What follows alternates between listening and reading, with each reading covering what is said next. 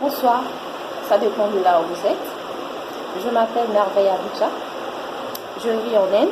Je suis une étudiante. Aujourd'hui, j'aimerais partager avec vous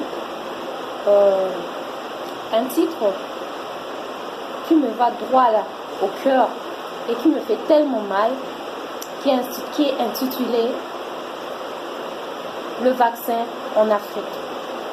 Pourquoi est-ce que le dirigeant africain veulent que les Africains puissent obtenir ou bien avoir ce vaccin en Afrique, précisément à Kinshasa. Lorsque je vous parle maintenant là, Kinshasa a eu à accepter l'offre de l'USA. Bon, je suis avec un panafricain. Il vit aussi en Inde. Il aimerait s'exprimer concernant le pandémie, concernant le vaccin du Covid-19. Monsieur, pouvez-vous nous parler un peu plus? Bon, merci pour la question.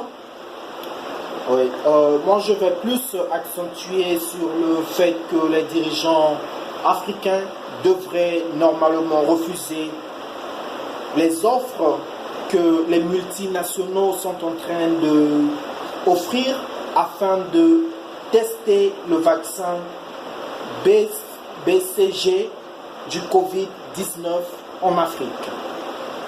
Pourquoi? Parce que vous saviez, l'Afrique a tellement trop subi et aujourd'hui, le but mère pour les multinationaux, les occidentaux, quand je parle de multinationaux, je vois l'industrie pharmaceutique, l'industrie qui fabrique des armes, je vois les grandes puissances. Bien évidemment, nous devrions savoir que quand on parle des grandes puissances, nous ne parlons pas des grandes puissances dont beaucoup pensent les États-Unis, la France et ceci. Mais les grandes puissances, c'est plutôt les gens, un groupe de personnes qui ont le monopole d'autorité dans le monde entier, veut dire des milliardaires qui imposent leurs décisions, qui imposent ce que eux ils veulent. Et ces derniers sont plus dans deux industries qui dominent le monde, qui est l'industrie pharmaceutique et l'industrie militaire, dans la fabrication des armes à feu. Donc voilà. Bref, le Covid-19 est une pandémie aujourd'hui, mais c'est un virus le coronavirus a existé depuis. Et le coronavirus, c'est un virus qui existe depuis fort longtemps dans des animaux. Certains animaux comme chauve-souris, le pangolin, certains animaux comme les rats de brousse et autres. Donc c'est quelque chose qui a toujours existé dans la nature. Mais pourquoi est-ce qu'aujourd'hui le coronavirus devient quelque chose de très fatal? Tout simplement parce qu'il y a eu manigance. Manigance dans quel sens? Dans le sens qu'il a eu mixage de virus.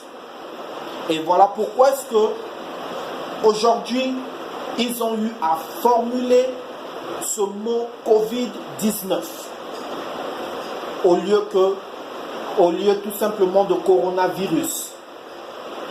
Donc, je fais toute cette petite précision là pour que les gens comprennent. Et si vous voyez vous essayez de faire des recherches sur le Covid-19, vous verrez que le Covid-19 est actuellement différent de l'actuel coronavirus.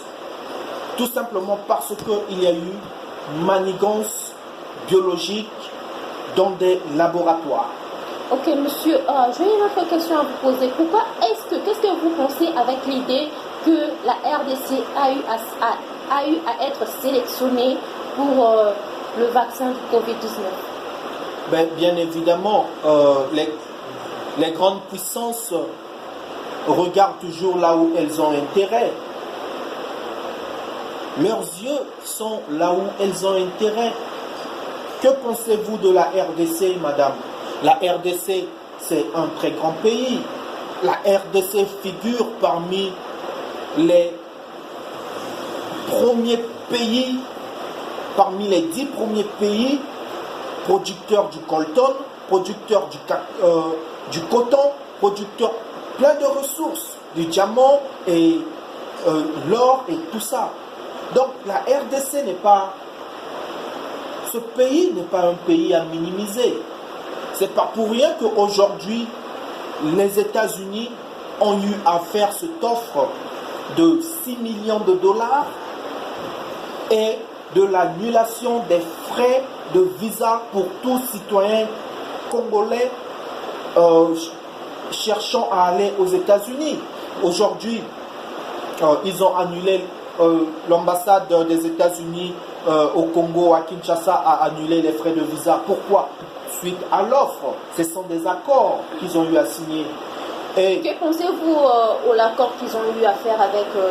c'est tout simplement diplomatique. C'est tout simplement diplomatique et si précisément sur l'aspect business. Voyez-vous, Trump, premièrement, à part qu'il soit président des États-Unis, c'est un businessman. Il fait partie de ce que moi j'appelle les grandes puissances.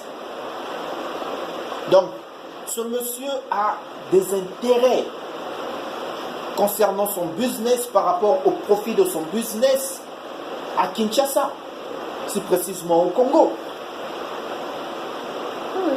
Parce qu'aujourd'hui, si vous voyez, Trump, il investit dans différents domaines, de différentes industries. Donc tout ça, c'est un business plan, si je peux me permettre de le dire pareil. Donc, voyez-vous que ces derniers ont tout simplement planifié l'extermination de la race noire. C'est ce qui a été depuis des temps, depuis des années, depuis des décennies, l'Occident et les USA cherchent à exterminer la race noire. Nous avons vécu ça dans la traite négrière. Après la traite négrière, il y a eu beaucoup des événements qui ont suivi. Je vais énumérer une compagnie, militaire qui s'appelait SAIMAR. SAIMAR était une organisation américaine spécialisée dans des coups d'État dans des pays africains, spécialisée dans l'éradication de certains dirigeants africains qui pensaient bien réfléchir pour le bien de leur patrimoine, pour le bien de leur continent. Des gens comme il y a eu beaucoup de dirigeants qui avaient de la bonne volonté, qui voulaient faire des trucs dans la droiture, refuser tout ce que l'Occident voulait penser faire. Ben, quand je parlerai de quelqu'un comme Thomas Sankara, qui était l'un des dirigeants qui a eu à tenir tête à l'Occident. Et après cela, on a vu comment est-ce que le Burkina Faso a eu à se développer. Mais aujourd'hui, regardons le Burkina Faso, où ils en sont. Donc, SAIMAR, c'était bien spécifiquement dans les coups d'État, l'éradication des dirigeants qui pensaient mieux faire, et dans la propagation des virus que le blanc pensait fatal, comme le sida,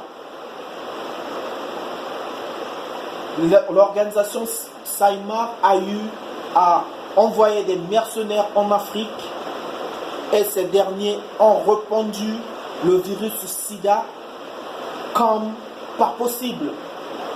Et comment est-ce qu'ils ont eu à répandre ce virus en Afrique?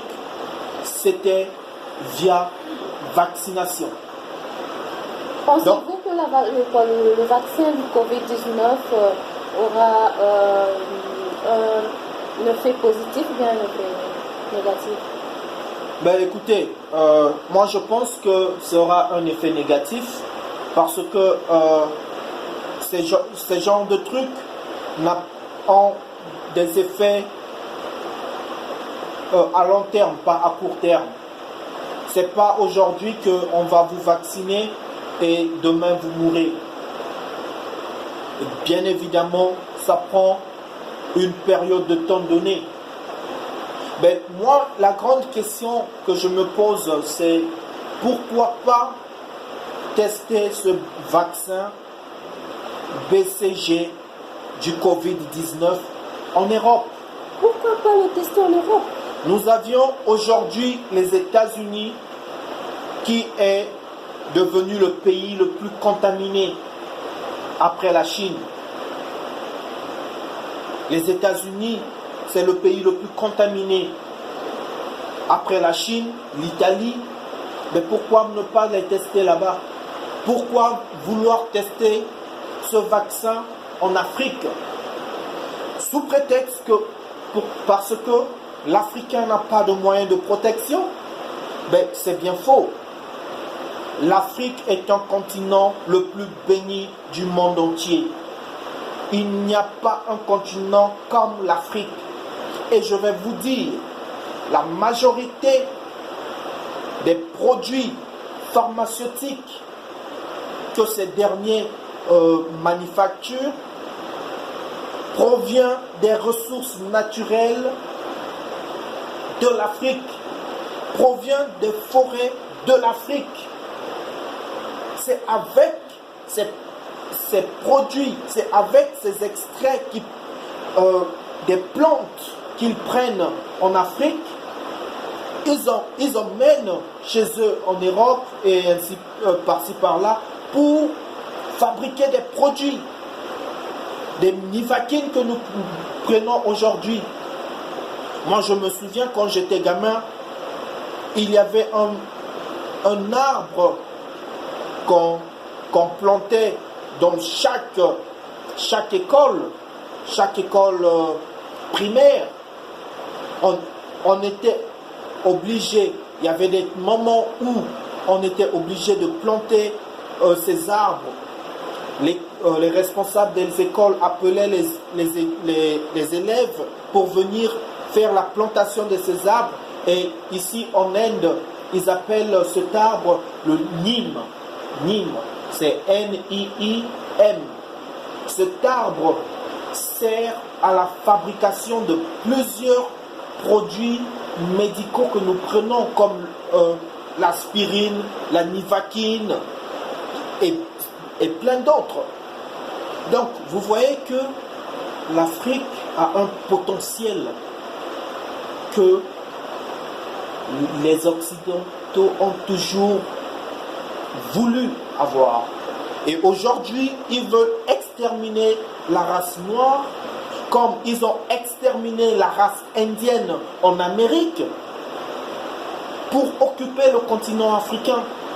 Mais chose qui ne se passera pas parce que l'Africain n'est plus borné, parce que l'Africain aujourd'hui a ouvert les yeux. Pensez-vous que le président de la capitale de Kinshasa a eu à bien agir, à faire cet accord avec les États-Unis? La décision du président Félix Tshisekedi a été plus sur le plan business, comme je venais de dire. Parce que moi, je le vois premièrement aussi comme un businessman, pas comme un homme politique. Parce que Il y a beaucoup de facteurs s'il faut parler là-dessus.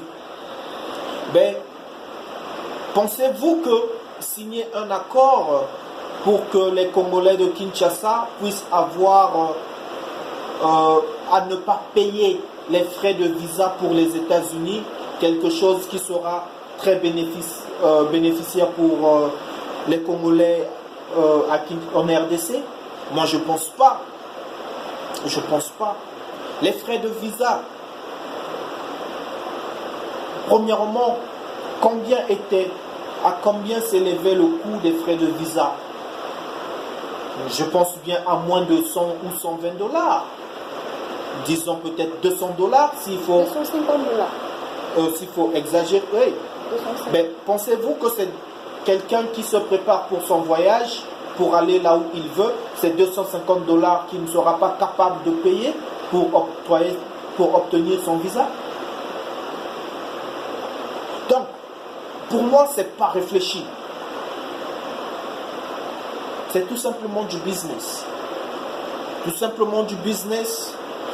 Il a autre intérêt derrière cela que ils n'ont pas eu à dévoiler, ils n'ont pas eu à mettre cela à nu, parce que on doit reconnaître que ce dernier, il était dans le business, il est propriétaire d'une entreprise de marketing et autres. Donc, voyez-vous que il est plus dans le business. Pour moi, 6 millions de dollars pour exterminer ton peuple avec visa gratuit, frais de visa gratuit, je pense pas que ce soit réfléchi. Bon, merci beaucoup pour votre participation. Donc, je vous remercie, monsieur. Merci beaucoup d'avoir suivi ma chaîne YouTube. Je vous remercie. Bye bye.